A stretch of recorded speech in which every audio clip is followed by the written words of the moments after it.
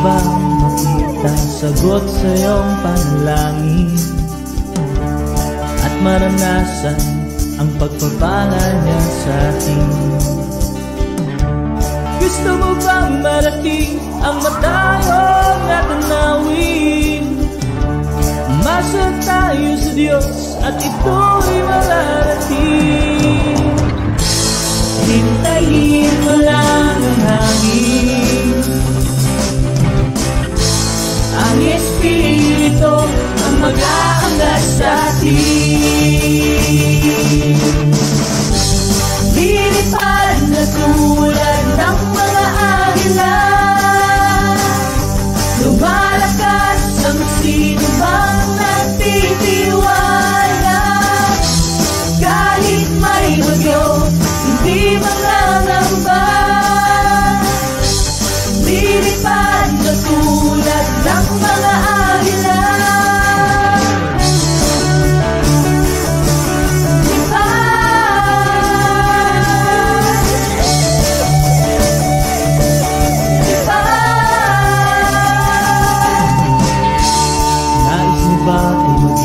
Magpapala sa marami, sasagadahin ka upang ikaw ay magamit.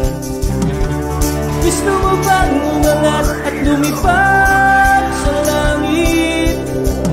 Buksan mo ang puso mo, ang imposible mangyayari. Hintayin mo lang ang hangin, ang Espiritu ang mag-aangat sa atin. Lilipad na tulad ng mga agila, lumalakas ang sino mang nagtitiwala. Kahit may bagyo, hindi mangangamba. Lilipad na tulad ng mga agila.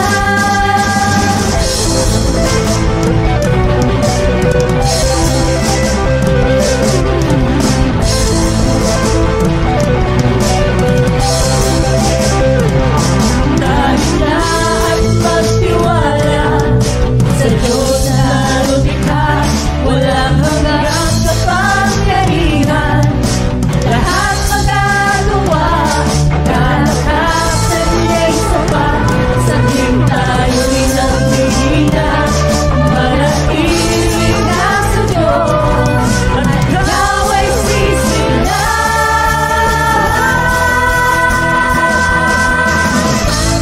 Lilipad na tulad ng mga agila, malakas ang sino mang nagtitiwala. Kahit may bagyo, hindi mangangamba. Lilipad na tulad ng mga agila, lilipad na tulad ng mga agila. Lumalakas ang sino bang nagtitiwala. Kahit may bagyo, hindi mangangamba. Lilipad na tulad ng mga agila.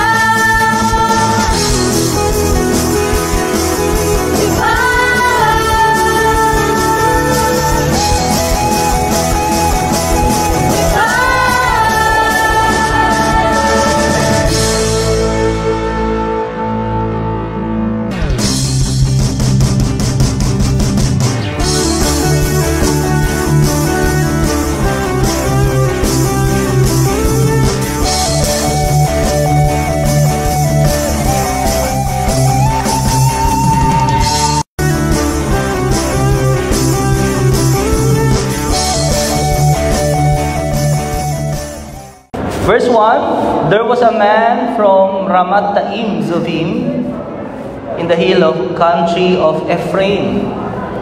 His name was Elkanah, son of Jeroboam, son of Elihu, son of Tohu, son of Zub, and Ephraimite.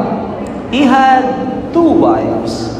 The first name, Hannah, and the second, Penina. Penina had children, but Hannah was childless.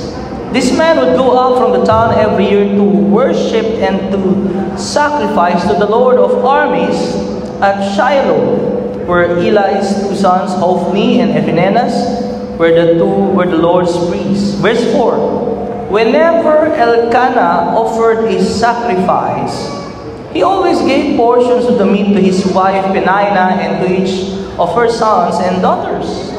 But he gave a double portion to Hannah, for he loved her even though the Lord had kept her from conceiving. Let us close our eyes and bow our heads in prayer. Heavenly Father, thank you for the reading of your word.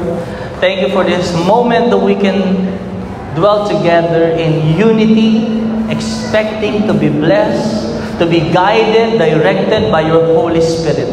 I pray for everyone's heart today, Lord. Open our hearts, our minds. We're giving you our full attention. We're focusing on hearing from you, Lord. That's why send the bread down from heaven. The Word of God, speak to us and through us. Grant us also with wisdom. Pour out your understanding and knowledge.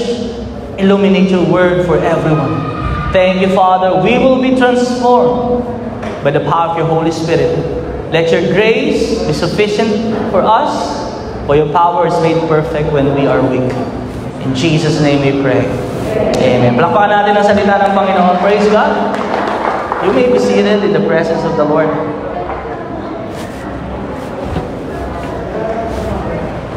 Praise God, we are studying the Bible. Nandito na po tayo sa 1 Samuel. Actually, hinati-hati lang ito, no? 1 Samuel, 2 Samuel, 1 and 2 Kings, 1 and 2 Chronicles. So, etong 6 na libro na ito, may mga pagkakapareho po siya. But this time, nandun pa rin sila sa mga time na wala po silang hari.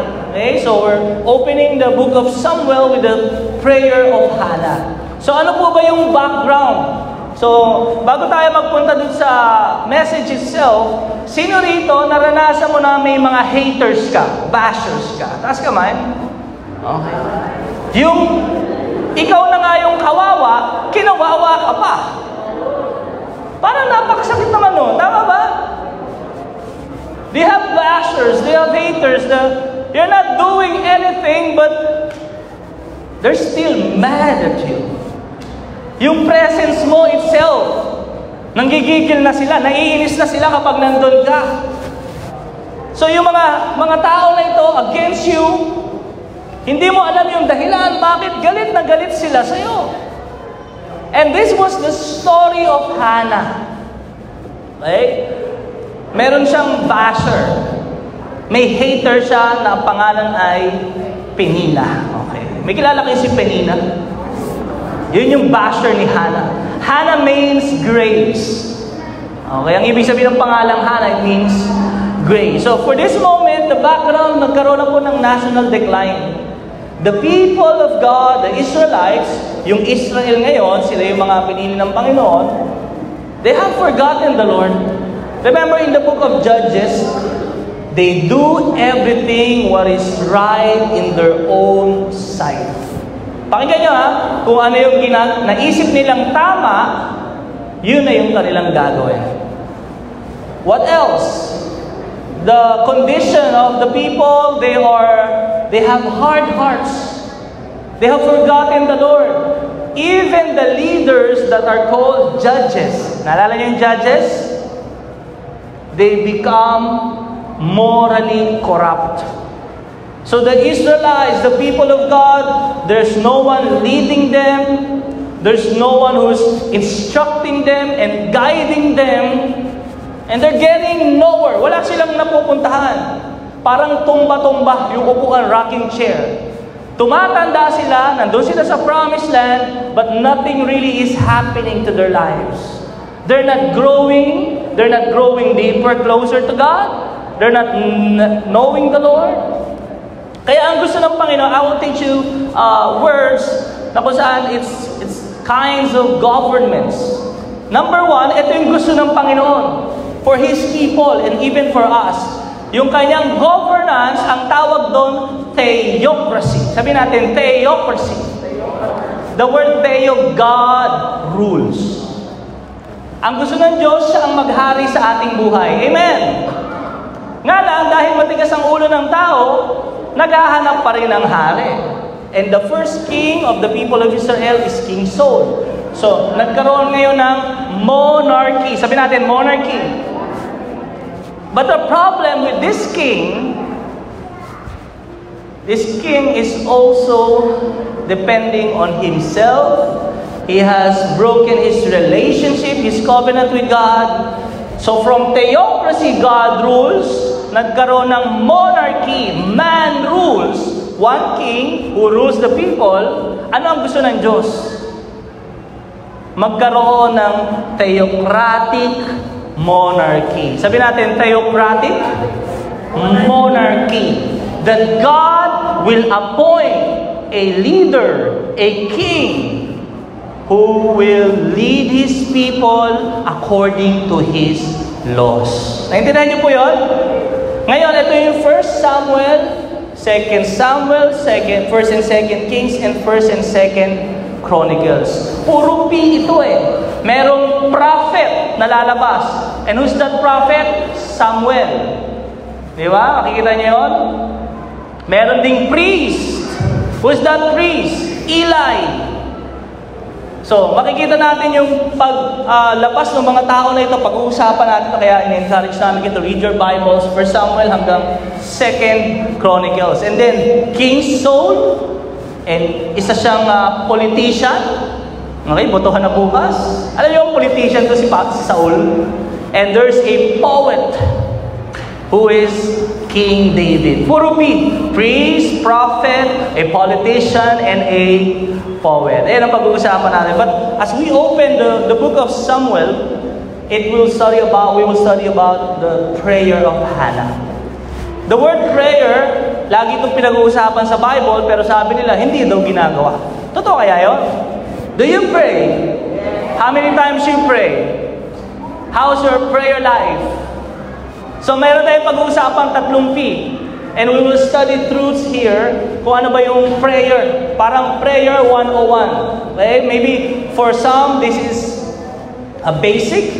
But you know, we always go back to basics of prayer. And we will see a wonderful example of prayer. Verse 1 to 2, the name was Elkanah. Okay? But first, husband of Hannah, dahil nga po hindi siya magkaanak, si Elkanah ngayon, sinabi ng Bible, merong 2 asawa. Polygamy. Sabi natin, polygamy. It's not encouraged by God. Polygamy is not approved by God. So the question is, why is Elkanah have 2 wives? Kasi nung unang beses, mahal na mahal niya si Hannah. Sabi ng mga scholar dito, possible na dahil hindi siya magkaanak, nag-asawa siya ng iba, kumuha siya ng second wife for him to have relations with Penina, and nagkaroon nga sila ng anak.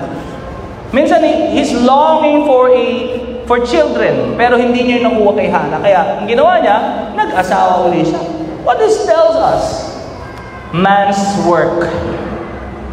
Man's work. Dahil hindi ka magkaanak, Hannah, hahanap ako ng iba para doon ako magkaroon ng anak. And I want to talk about being childless. In the Bible, sabi ng culture ng mga Hudyo, kapag wala kang anak, you are childless, you are cursed. Tinuturing po yung sumpa.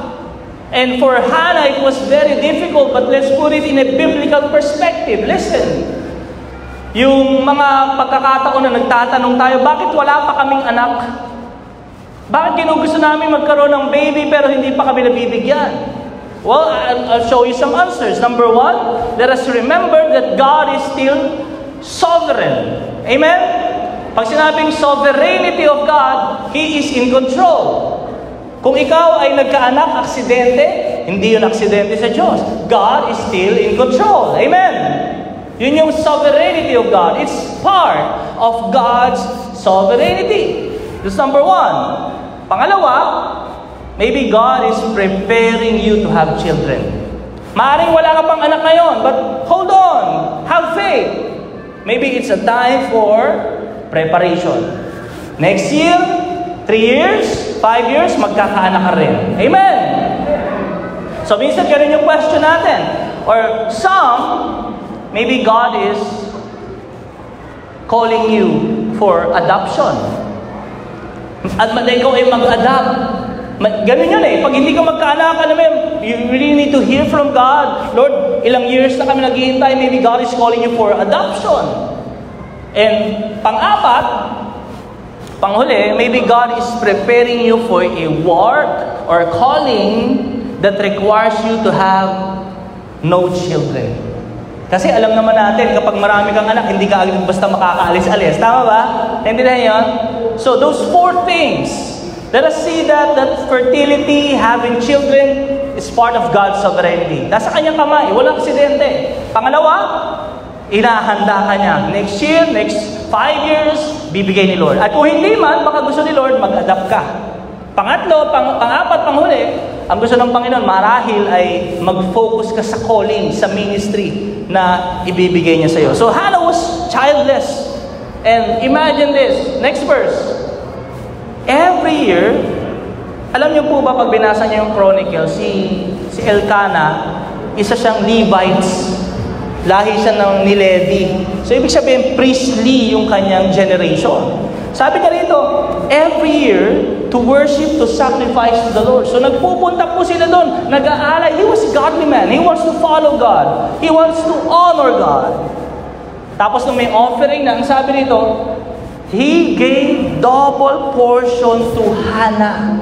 Si Penina, yung mga anak niya, binibless niya yun.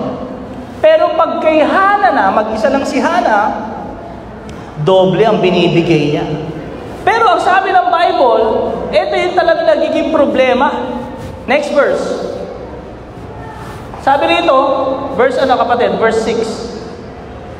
Her rival thought her severely. Ang sabi ng Bible, itong si Penina, lagi niyang ginagalit si Hannah. Kinukutsa niya.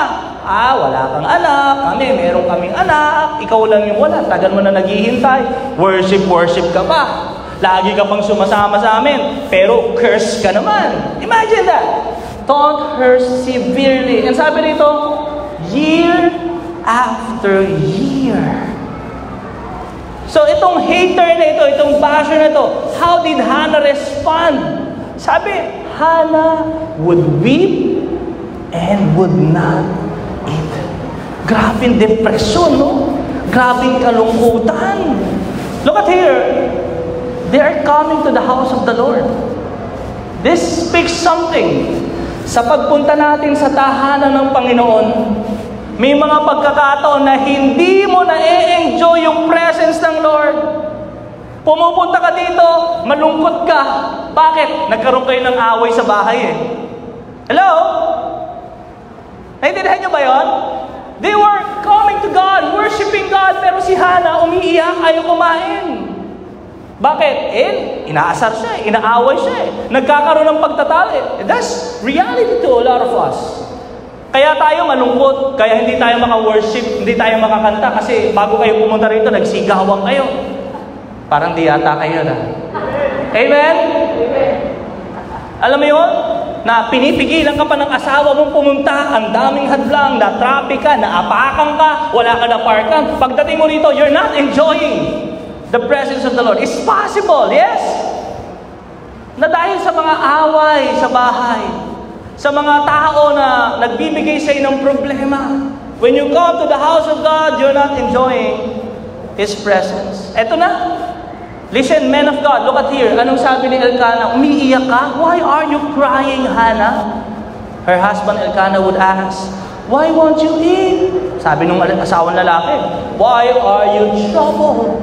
Am I not better to you than 10 sons? Like Elkanah, men of God, look at here. Like Elkanah, a lot of us, men, we are so insensitive. to the needs of our spouse. Tayo mga lalaki, umiiyak yung asawa mo. Ano sinasabi mo? Minsan nagiging insensitive tayo. Your wife is crying. She's going through something. And you, as her husband, what are you doing? Don't cry. Why are you crying? You're so weak. We are so insensitive. Alam niyo yung sinasabi dito ni Elkanah kay Hannah, Hannah, bakit ka ba umiiyak? Hindi ba ako mahal? Hindi mo ba ako mahal? Hindi ba ako mahalaga sa iyo? You know, sometimes our wives, our partners, what they need is a heart, is an ear for them, for us to listen to them. Kailangan makikinig lang.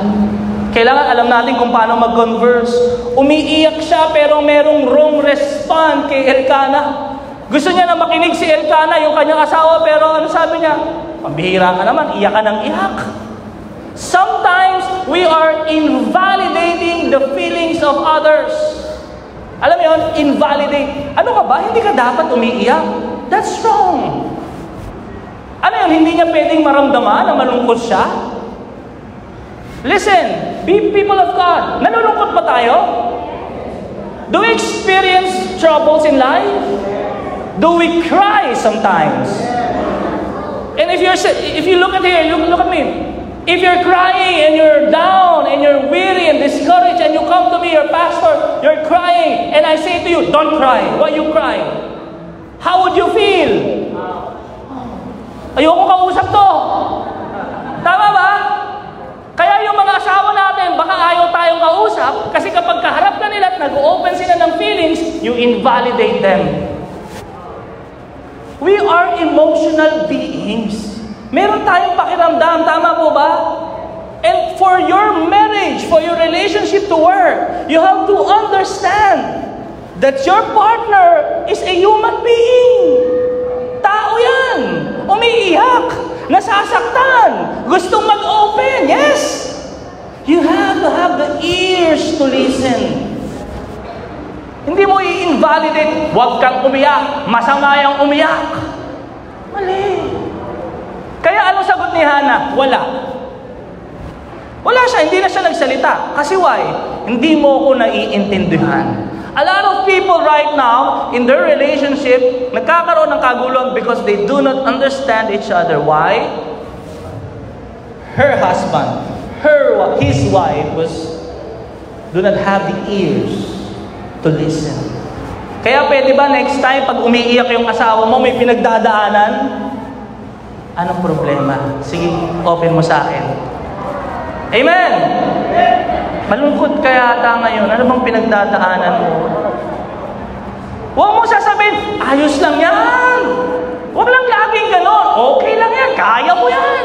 Sometimes ganon di ba? Pero sometimes people need someone to listen. Ano bang problema? Eto pa, kinumpara niya yung sarili niya dun sa pinagdadaanan ni Hannah. Wala akong anak. Hindi mo ba ako mahal? Hindi ba ako mahalaga sa'yo? Wow. And you know, I would like to just quote this. Ano ba yung iniiyak ni Hannah? Listen. This urgency, this deep hurt. Why Hannah is crying? Listen, because Hannah wants a family. This is a picture of a woman who badly needs a family. There's the urgency in her. Gusto ko nang magkapamilya. Listen, look at here. For Hannah, she was desperate to have a family. But for some, we are taking for granted of our family. Meron talagang mga tao na naghahangad na magkaanak, magkapamilya. Pero yung ibang tao, iniiwan lang nila yung kanilang pamilya. She wants a child. Kaya kung may anak ka, huwag mong iwan. Marami dyan, gumagawa lang ng anak tapos iiwan na. But look at here. She wants something. And she wants to have a family. She badly wants it. She's crying year after year. And then binigyan ka ng anak, binigyan ka ng pamilya, you will easily give up? I-give up mo na ba your family? When you see Hannah, she was fighting for a family. Kaya kung may pamilya ka, blessed ka. Amen? If you have a family, if you have children, you are blessed by God. Amen? Cherish your family. Treasure your moments with your family. Number 1, tingnan natin yung patungkol sa kanyang prayer. The letter P is the posture of prayer. Sabi natin, posture. Sabi nito, next verse, one occasion, verse 9, he got up, he ate and drank at Shiloh. The priest, Eli, so si Eli nandun, sitting on the chair on the doorpost of the Lord's temple. Verse 10, deeply hurt. Hannah prayed to the Lord and wept with many tears. This is one lesson of prayer. How do we pray? How is our posture when we are praying? For Hannah, her posture was really crying out to God. Minsan, pag nagpe-pray tayo, akala natin basta lang tayo hihingi sa Diyos. But you know, listen, we can open up our emotions to God. We can cry, Lord, naiinis na ako. Lord, tulungan mo ako, pagod na ako. You can cry out to God and He can understand you. Amen? That's why when you tell me, Pastor, let's pray. Paano ba mag-pray? Iiyak mo kay Lord lahat ng mga bigatin mo sa buhay. Amen? Pagod ka na sa opisina, yung boss mo, hindi ka na healthy environment, you have unanswered prayers, cry out your frustrations to God. I-vent out mo lahat kay Lord yon. Bitter ka ba? Iiyak mo kay lahat kay Lord yon. Amen? Whatever you're experiencing right now, when you pray, God understands. And God wants you to be honest in your prayer. Prayer is a relationship with God. It's a communion with God. You're communing with God. So, paano kayo nakikipag-usap? Pinaplastic natin ang Diyos? Lord, thank you. Everything is fine. Pak! Anong fine? Nag-aaway na pala kayo ng asawa mo? No! Be honest before God. Hannah was deeply hurt, and he prayed to the Lord. Are you hurting right now? Are you suffering right now? Are there challenges in your marriage, in your finances? Deeply hurt, you cry out to God. Amen! And you know, I pray that this will improve your prayer life. Na hindi ka lang pupunta doon sa prayer room mo, hindi ka lang, Lord, thank you for this day, thank you for this night, Lord, thank you for the blessing. Yes, that's good to give thanks to God, but, you know, go to God in your room. Lord, pagod na. Lord, paulit-ulit na lang yung buhay ko. I'm out of direction, nawawala na ako ng purpose, wala na akong gana. Open up. Alam nyo, napakaganda nitong habit of prayer, of opening up to God. You know why? Kapag iniyak mo na Lord kay Lord lahat, kapag sinigaw mo na lahat kay Lord, yung galit mo, binent out mo kay Lord, God can handle everything, hindi mo yan ma-vent out na sa iba. Na-release mo na kay Lord tama ba? A lot of people, they are bitter, they have harsh words, they are angry. Kasi why? Wala silang mapaglabasan. You know, this is beautiful because God has given us prayer na pwede mong iiyak kay Lord lahat. Amen! Ilabas mo lahat kay Lord. Have you asked that question? Ito kayo sila, Pastor, may mga problema rin to? May mga problema din ba kami? May mga iniiyak din ba kami? How come we see them standing on the pulpit strong, always mighty, always full of hope, but you never see, you never saw the tears in our prayer time. You never saw how we cry out to God. Our problems, we cry out to God. Kasi pag pumunta ako dito, may problema ako Pag-uusapan natin ng problema, paglabas nyo rito, lahat kayo malungkot. Tama ba? Pero nakakaharap kami sa inyo kasi naiiyak na namin kay Lord lahat. Kaya alam nyo, bilang mga magulang, mga leader ng family, we cry out to God. We vent out to God everything that is in us. Lord, iiyak mo lang sa'yo because we know God can help us. The posture of prayer, wept with many tears. Psalm chapter 120 verse 1, let's read. I took my troubles to the Lord, I cried out to Him. Kaya alam niyo, the next time you pray, lahat ng problema mo, sabihin mo kay Lord. Amen ba? Lahat ng mga pinagdadaanan mo sa buhay mo, sabihin mo, Lord. Wow! That's prayer. That's one wonderful posture of prayer that you cry out. And sometimes you shout.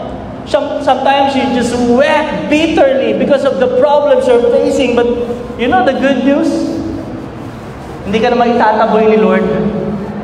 Kapag lumapit ka sa Lord sa panalangin, hindi ka niya itataboy. Hindi niya sasabihin sa'yo, umiiyak ka na naman. No! God wants you to come to Him. Ano mga problema niyo? Cry out to the Lord all your troubles. You just have to be honest. Sabihin natin sa katabi natin, don't be shy. Don't be shy before God. Iyak mo, Lord, itong anak ko, Lord, ang tagal-tagal na. Lord, itong asawa ko, Lord, itong business ko, itong aking buhay. Lord, ang tagal ko na, hindi na ako nakabalik sa prayer. Hindi na ako nag-journal. You cry out, Lord, tulungan mo ako, help me. And God can understand the posture of prayer. Hindi lang yung pagpupunta lang tayo kay Lord, hihingilan tayo. Gusto naman ni Lord humihingi tayo sa Kanya, but you know what? When we come to Him and we are humble, we are honest, God is pleased. Kayong mga magulang, kaway-kaway, mga nanay, may mga anak, gusto nyo ba na yung anak nyo lumalapit sa'yo, Ma, tulungan mo naman ako umiiyak? Gusto nyo ba yun? Yes, we love that feeling. Why? Our children coming to us, asking for our help, they're struggling in their school, they're struggling in their life, and coming to us, wow. Masaya tayo nung gustong-gusto natin yun, nag-open up yung mga anak natin. Ma, may bago akong classmate, ang ganda niya, parang crush ko na siya. Di ba? Ano gusto mo? I-open niya yung sa iba o sa'yo niya i-open? Sa atin. Because meron kayong father-mother relationship with your child.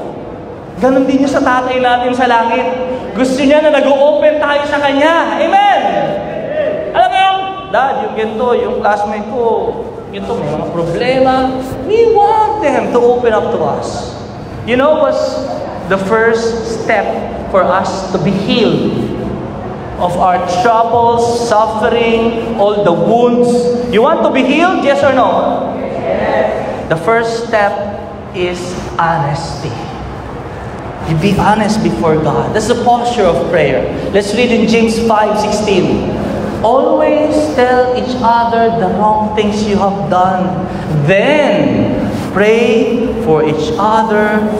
Do this so that God can heal you. When we go to the doctors for a checkup, we need to tell the truth. Yes? Pag masakit ang tiyan mo, sabi mo sa doktor, Dok, sakit po ng ulo ko, gagaling ang sakit ng tiyan? No. Because you're lying, you're pretending that you're okay. But when you go to the doctors, Dok, ang sakit po ng tiyan ko, nilalagnat po ako, eto po nararamdaman ko. They can offer you medications, they can give you the right medications for you to take. Pero kapag nagsisinungaling tayo, kapag hindi tayo nag-open up sa Diyos, how can God really point in these things in our life and heal us? Sabi niya, always tell each other. So can we be honest before God in our prayer? Sabi mo, Lord, hindi na ako nag-Jordan. Lord, tinatamad ako. Lord, daan ko ng absent kasi naging maibigin na ako sa Netflix. Lord, masyado na akong busy sa buhay. Hindi na ako nagbabasa ng Bible. You open up, Lord, help me. And God wants you to do that. The second P is purpose of prayer. The posture is being honest, being humble before God, and the second P is the purpose. Ano ba yung purpose ng prayer? Have you asked this question? Natanong niyo na ba to? If God can do anything, if God knows all my needs, why should we pray? That's a very smart question. Kung alam ng Diyos lahat, kung alam ng Panginoon pangangailangan mo, alam ba ni Lord pangangailangan natin? Bakit pa tayo magpe-pray? What's the purpose of praying? If God knows all things, If God knows our needs, bakit ka magpe-pray? Alam naman niya, darating din yan. Ganun ba yung tinuturo ng Bible? What's the purpose of prayer? The purpose of prayer is humbling ourselves before God. It is when we pray that when we say, Lord, I'm praying because I need you in my life. Lord, I cannot do this alone. Here is all my needs. Here's my prayer request. God, I need you. I know you can do this. It's for us to be humble before God. Prayer is not twisting the hand of God to give us what we need. Pag nananalangin tayo, kailangan maintindihan nyo, nagpe-pray ka, hindi para pihitin yung kamay ng Lord. Naku, grabe yun ako, pray ng pray. Sige na nga, bibigay ko na nga. No! God is omniscient. He is all-powerful. Hindi mo pwedeng utusan ng Diyos. Amen? Sometimes when we think this way, prayer is like commanding God. Pag nagpe-pray ako, gagawa ang Diyos. Ano yun, utusan pa natin siya? No! Listen, to give you a perfect illustration para mas maintindihan natin, bakit tayo nagpe-pray? Anong purpose? Sa bahay, mag-iisang taon na, congratulate nyo kami, mag-iisang taon na kami, 4 anak namin, nag-i-school sila, wala kaming kasama sa bahay. Oh, kami dalawa lang si Spell, kasama yung mga anak ko, sila tulong-tulong. Wala kami helper, mag-iisang taon na. Napagtagumpayan namin yon. So because of that, natuto kong magluto. Sino rito graduate ka ng cooking sa YouTube University? YouTube University. Graduate of cooking. Masteral in YouTube University. Okay. So every time, diba? Nanonood lang sa YouTube para matuto magluto. I am the cook in my home. Ako nagluluto. So graduate ako doon. Masteral ako doon. Lagi ko nga hahanapin yun. My children, ayan, si EJ, si JD, tinuturuan ko silang magluto. Natuto na rin sila magtinola, marunong silang magsinigang. Yes, the aromatics and everything. There are times na I was teaching them, nandun ako sa gilid nila. Pero may mga panahon, dahil nagmamadali, ako na. Eto, sabi nila, Dad, gusto sana namin kami na lang ang magluto. So, para matesting yung kanilang gawa. Eto naman ako, si Daddy, tinuturuan. So, natuto talaga sila. Pero merong isang araw, ganito. Gusto nilang magluto, pero kulang na kami sa oras. So, kailangan ko nang magluto. Ganitong sitwasyon. Gusto namin magluto para matikman namin kung masarap yung luto namin, sabi nila. But you know what? Sabi ko sa kanya, kahit hindi kayo ang magluto, I will still feed you. Papakainin ko pa rin kayo, kahit hindi kayo ang magluto. Naintindihan niyo ba yun? Sabi na, hindi. Gusto namin. Listen ito yun Gusto naming maranasan. We want to experience the joy, the happiness, the fulfillment. Mas masarap kasi tikman ng masarap, lalo na kapag kami yung nagluto. Do you understand? Naintindihan niyo yun? Oo, Dad, mabubusog kami. Masarap yung kinain namin, niluto. Pero mas masaya kami kung matitikman namin yung masarap na niluto namin. Naintindihan niyo ba yun? That's prayer. That is prayer. What does it mean? God will still fulfill His plan for your life. But it is more enjoyable. It is more fulfilling when we became part of it. Naintindihan nyo? Kapag bahagi tayo doon. Paano tayo nakakabahagi sa pagkilos ng Diyos? Panalangin. Ano sasabi mo? Pinag-pray ko to, Lord, Thank you, Lord, sinagot mo. Yes! Pinag-pray ko to, kasama ako lumuhod, kasama ako nagdiwang, kasama ako, Lord, nanalangin. Pinag-pray ko, tapos dumating na, iba yung enjoyment. Yes! Iba yung satisfaction and fulfillment. That is the purpose of prayer. Because God wants you to be part of it. God will still fulfill His plan. Nothing can stop God. Ang sabi ni Hannah sa kanyang prayer, let's read in verse 11. Making a vow She pleaded, anong tawag niya? Lord of armies, if you will take notice of your, sabihin natin, servants' affliction, remember and not forgive me, and give your servant a son. Sabi niya, Lord, bigyan niyo po ako ng anak. And she was very specific. She wants a son. I will give him to the Lord all the days of his life, and his hair will never be cut. When we pray, may purpose ba yung prayer natin? When you ask God, when you send God your petitions, what is the reason why God will answer your prayer? Is God included in your prayer? Kasama ba yung kaharian ng Diyos sa panalangin mo? For the prayer of Hannah, this is one point that we can follow. A wonderful example. Kapag nagpe-pray po tayo, sama natin si Lord. Sama natin yung kingdom. Not selfish intentions and motivations only na para yung sa sarili nating kagustuhan yung kaya tayo nagpe-pray. Kapag hihingi ka kay Lord, sama si Lord dyan. Paano niya sinama si Lord? Lord, bigyan niyo po ako anak, ibibigay ko yung anak ko sa inyo. Amen? Humingi ka trabaho? You're asking God for a job? You include God in your job. How? Lord, I need a job.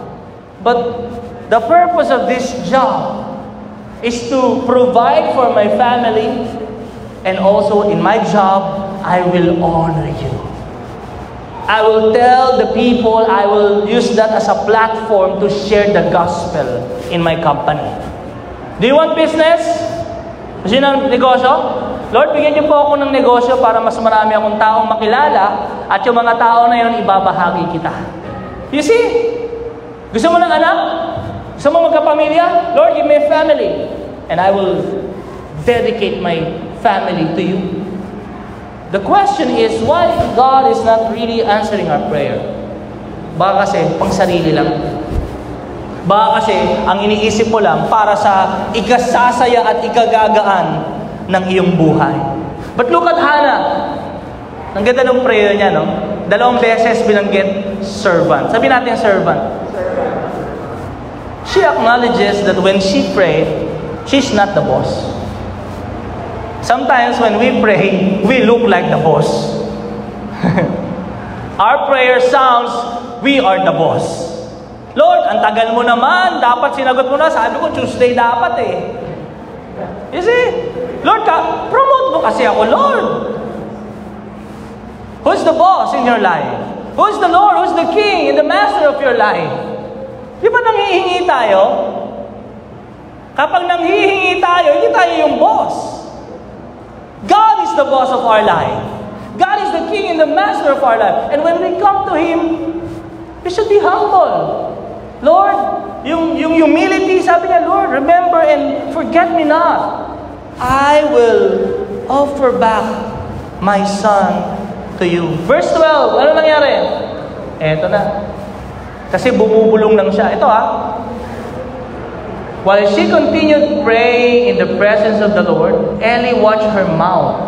Hannah was praying silently. Can I tell you this? In the church, we told you to pray out loud. Yes? Because the Bible tells us to pray out loud. But also, we can also pray silently. Hindi siya ginudge according to the posture of her prayer. Silently. Minsan pag nagpe-pray tayo, diba, galing sa puso, that's fine with God. And you know nga, minsan, ito alam nyo ba pag nagjo-journal ka, nagsusulat ka, thank you Lord for this day. Lord, forgive me. 3 buwan na ako hindi nag-journal. Sa isipan mo, you're praying to God. Yes, it's one kind of prayer. It's another thing that we cry out, we shout to the Lord, but it's also when we pray silently. Napagkamalan nga siyang lasing. Kasi bumubukas yung bibig niya. Sabi niya, lasing ka ba? Sabi niya, no! I'm not drunk, I'm praying. Listen, I've been pouring out what? I've been pouring out my heart before the Lord. And that is praying. We can pray silently and pouring out our hearts to God. And also, we can pray out loud. Okay, kaya yung katabi mo, kapag nagpe-pray tayo, kasama mo yan, nagpe-prayer time kayo, huwag mong i-judge. Ang karang mo mag-pray, tahimik mo. Hindi mo alam, yung pala yung talagang tahimik na prayer niya. Do you see the balance in this? Yung isa nun, hallelujah, I pray Jesus' name, ganun mag-pray. Walang masama doon. But there's nothing wrong also when you pray silently. Amen ba? So do not judge by what you see. Gaya ni Eli. Naintindihan niyo ba? Kasi nakikipag-usap siya sa Diyos. Panghuling pangatlo is the power of prayer. The posture, the purpose, and the power. What happens?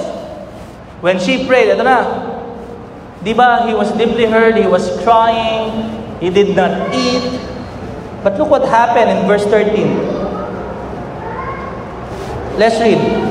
Sabi, verse 17. Go in peace, and may the God of Israel grant your petition which you have asked of him.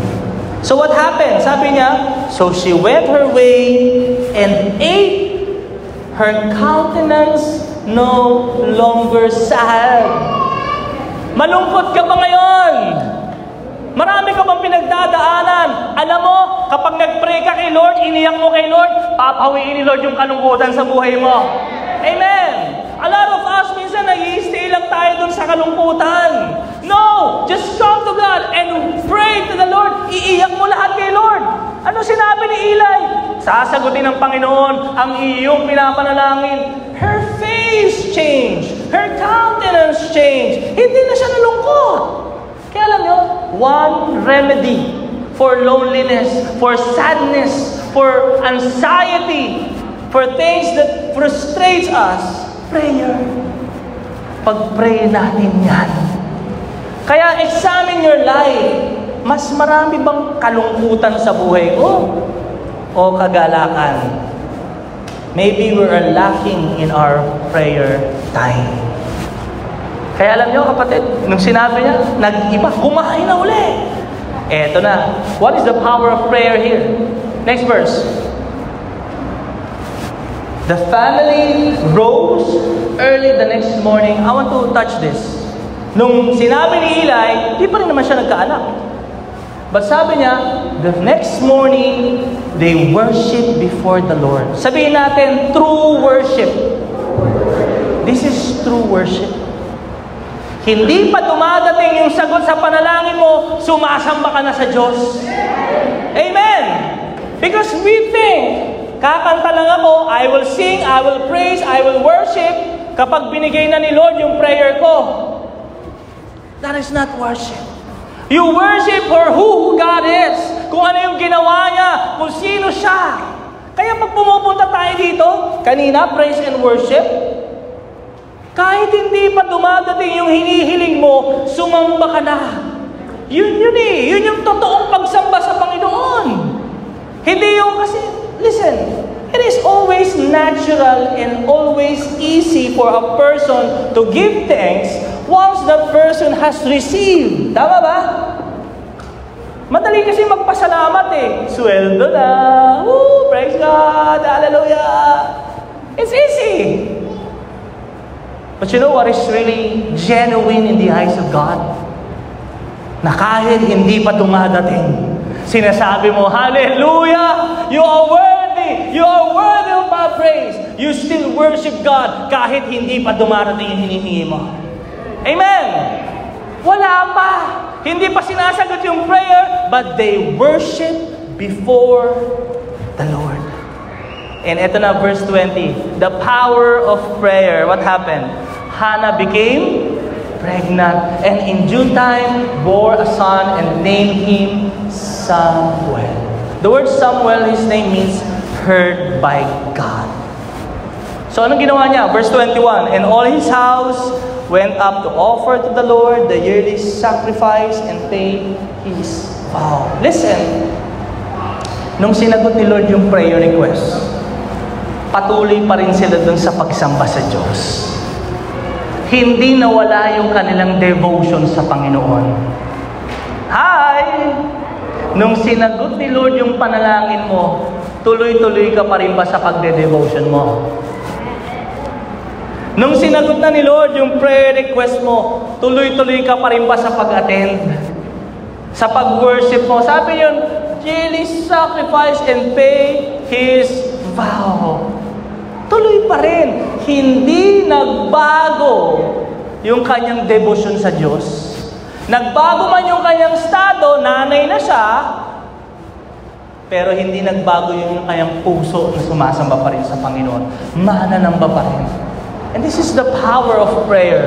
When God really sees the genuineness of our character, that is the time when we are ready. God will answer our request. Binabago ni Lord yung puso eh. Kung si Hannah, listen, just thinking of this. Kung si Hannah bitter pa din, meron pa rin itong bitter? Kung si Hannah, hindi pa rin siya kumakain, kung si Hannah is always deeply hurt, discouraged, frustrated, at hindi siya nanalangin at nabago ang kanyang buhay, you think God will give her a son? Malamang hindi. You know why? Kasi baka mahawa lang sa kanya yung anak. God is in the business of changing our character. God is in the business of breaking us first before blessing us. Binabago niya muna yung character. At kapag bago na yung puso, naintindihan niya na, that's the time, handa na yan, ibigay na yung para sa kanya. Amen! And you know, meditate this. Ano pa sa buhay ko yung hindi nababago, na gustong baguhin ng Panginoon? Bakit hindi pa dumadating yung sagot sa panalangin ko? Anong ginawa ni Hannah? Nung dumating si Samuel, sabi na ni Elkanah, di ba promise mo yan kay Lord? Ano sabi niya? Next verse, kapatid. Sabi niya, I will not go until this child is weaned, then I will bring him. Ano sabi ni Elkanah? Eto na, nagkaroon na ng pagbabago sa isip ng lalaki. Do what seems best to you. Wow, nag-iba na. Okay, naintindihan niya the last time, hindi niya pinapakinggan si Hannah, hindi niya naunawaan. This time, naunawaan niya na. Sabi niya, do what seems best to you. Wait until you have win him. Only may the Lord establish His word. So si Elkanah nagpapaalala. Hannah, you promised to give Samuel to the Lord in His temple. Sabi ni Hannah, wait lang, mga ilang taon, sasanayin ko muna siya. Ituturo ko muna sa kanya yung Bible, yung Word of God, para pagdating niya doon, he is prepared. Ano sabi ni Elkanah? Okay, kung yun yung the best na naiisip mo, yun ang ating gagawin. Eto na, in verse 26, therefore, I have given him to the Lord as long as he is given to the Lord. Listen, the word again is mentioned. And they worship the Lord. Kapag nagbibigay po ba kayo? Masaya kayo nagbibigay? Nakangiti ba kayo magbigay? Diba? Sa umpisa po, woo! Tapos sabi Sister Beb, Brother Yus, Brother JB, sasamba na naman tayo kay Lord. Pero sa pagbibigay, when we come to God and give Him what's the best, binigay niya eh. Pagkatapos siyang magbigay, ano ginawa nila? They worship the Lord. Ang totoo, isa lang naman yung anak niya eh. May natira pa ba sa kanya nung nagbigay siya? Wala na. Pero nung wala nang natira, anong ginawa niya? Bitter ba siya? No! She still worship the Lord. Sumamba pa din si Hannah. Kaya alam niyo, minsan pag sumusunod tayo, sometimes it hurts. When we follow and obey God that hurts us, ang tendency, magagalit ka sa Diyos. Lord, binigay ko ng lahat, wala nang natira sa akin. Ano ba yan? Kala ko ba naman, generous ka, Lord? Pero binigay mo naman. No! You still worship Him. Kahit sa panahon na walang-wala ka na. Amen! Sa panahon na down ka na, you still worship Him. Yes! Madamot ba ang Diyos? Matatalo ba natin ang Diyos sa bigayan? Pumupunta ka dito, binibigay mo yung best mo kay Lord, nag-aalay ka ng offerings mo, binibigay mo yung tithes, salat ka na, may mga problema, may mga bayarin ka pa, pero sumasamba ka pa rin kay Lord, yes? Ang tanong, matatalo ba natin ang Diyos sa bigayan? Is God stingy or kuripot? Tigo bang kamay? No! He is always open. He is generous. He is giving. He is gracious. Yes! You know what happened? Nung binigay ni Hannah, when Hannah gave his only son to God, Samuel, nothing was left. Wala nang natira. Pero papayag ba ang Diyos na walang matira sa'yo kapag inuna mo siya? Hindi papayag ang Diyos, kapatid. Let's read the next verse in chapter 2. Let's read. Dumating na, binigay nila. Eli would bless Elkanah and his wife. May the Lord give you children by this woman in the place of the one she has given to the Lord. Amen. And I declare this to everyone, na sa mga hirap, sa mga sacrifice, sa pagod mo rito, may the Lord bless you even more. Anong nangyari? Verse 21. Let's read this together. The Lord paid attention to Hannah's need. Sabi ni Lord, alam mo yun, sabi ng Word of God, Hannah, binigay mong lahat. Wala nang natira sa'yo. Concern ako sa pangangailangan mo. Alam ko pangangailangan mo. Anong ginawa ng Panginoon? Binalik niya. Binigyan pa siya ng mas marami. 3 lalaki at 2 babae. Ilan lahat yun? 5. Ilang binigay ni Hannah? 1. Ilang binalik ni Lord? 5. God is great. God is generous. Hindi natin kaya talunin ng Diyos sa pagbibigay. Amen. That's why as we come to God, as we give to Him, we are broken. May tight ang budget. Listen to me. Listen to this verse. God is paying attention to your needs. Sa pagpunta natin dito, sa pagsamba natin sa Diyos, alam niya pangangailangan natin. Ang gusto ng Panginoon, sinusubukan tayo. When God bless us, ipagkakait mo ba sa Kanya? O iaalay mo pa rin kahit masakit na? Hannah, they know. Imagine si Elkanah, si Hannah, nag-uusap siguro, no? Bibigay mo pa yan? Di ba hiniling natin yan? Tapos ibibigay mo? But they still gave to God. You know what God did? It's so gracious.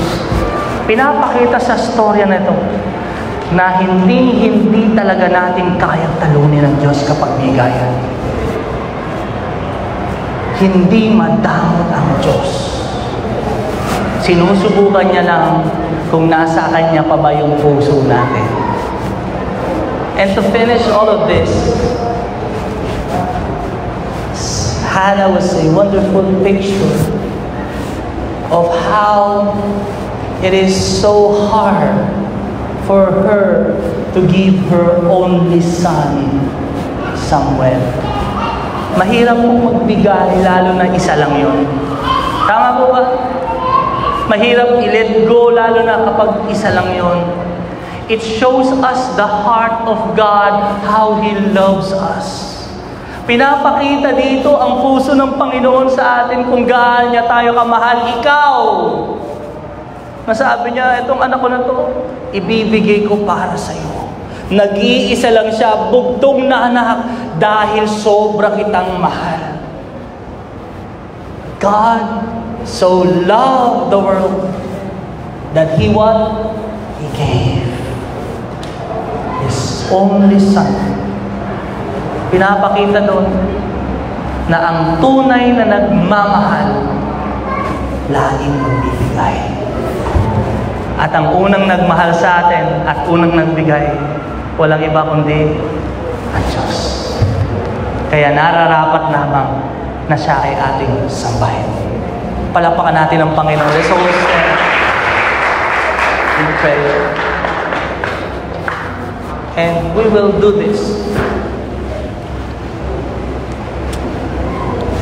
As we close our eyes and bow our heads, Don't look around, just close your eyes and bow your heads. Thank you, Father. Right now, God is here. He's ready to hear from you. Gusto kong marinig ni Lord. The posture, the purpose, and the power of prayer.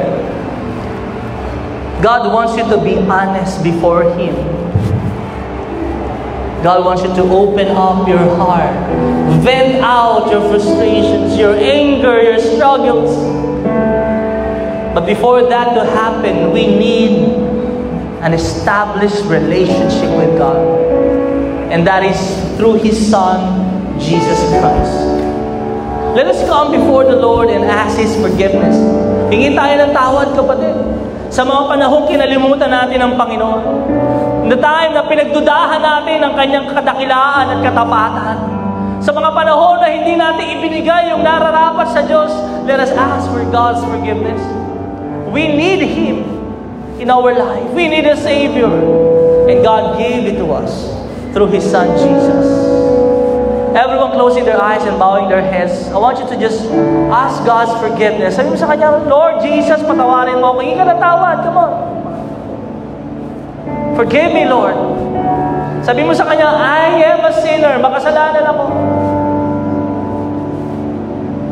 I am opening my heart. Binubuksan ko yung puso ko. Receiving into my life, tinatanggap kita as my Lord and Savior. I cannot live without you, Lord. I need you in my life. Can you lift up your hands to God? Father, we thank you. We are here. I pray for the spirit of prayer to be poured out to each and every one of us. Na hindi namin isipin na sayang ang oras sa panalangin, kundi Lord, we're saving more time when we pray first. I pray for honesty and humility in our prayer time. Lord, yung sa amin, bigat na ang aming mga puso, yung aming isipan. Stress na kami because we're not being honest before you. But right now, Lord, change is happening. We will be honest before you. Bibigay namin, Lord, ang tamang panahon, oras kung saan makikipag-usap kami sa iyo.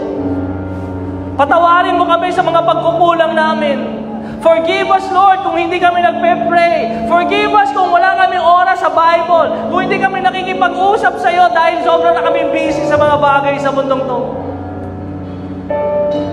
Lord, forgive us. Forgive us, Lord. Sometimes, Lord, ang prayer namin makasarili. We have selfish motivation. Lord, I ask for a change of heart. Na yung nire-request namin, dapat kasama ka. Ma-advance ang iyong kaharian. Bless your people, Father. And Lord, let us see. Let us see. Let us taste and see your goodness in our life. Ikaw ay Diyos na sasagot sa aming mga panalangin. Maraming salamat, Lord. And one more time, God, there are people right here na naranasan na parang si Hannah. They are deeply hurt. They are discouraged. Nawawala na ng pag-asa. But Lord, I pray right now for that person today. In the name of Jesus, God is healing you. God is touching you. God is setting you free. God is breathing life into you. Receive it. In Jesus' name we pray. Amen. Let's clap our hands to God. It's seed time. When we give, God gives it back. Amen. Isa lang binigay, ilan bumalik? Saan ba binigay ni Hannah? Si Samuel. When she gave Samuel, she gave to the temple. She gave to the ministry. The seed goes for the ministry. Lord, ito ibibigay ko, it will go for the ministry. And let us expect God will return it back. Ano sabi niya? Hustong takal, siksik, liglig at umaapo. Totoo ba yun? Totoo ba yun? Yes, isa lang binigay, ilang pinalik? 5. Ganon kabuti ang Panginoon natin. Amen. Father, thank you for every seed. Thank you, Jesus. As we give today, as we sow our seeds today, Lord, it proves that we really believe in you. Hindi naman sinabi kung anong panahon na nagkaanak si Hana, kung kailan nagkaroon ng 5 anak, pero ang alam namin, nagkaanak siya. Hindi rin namin alam kung kailan ito magiging mabunga. Hindi namin alam kung kailan ito lalago. Pero isa lang ang alam namin, mamumunga ito ng sagana.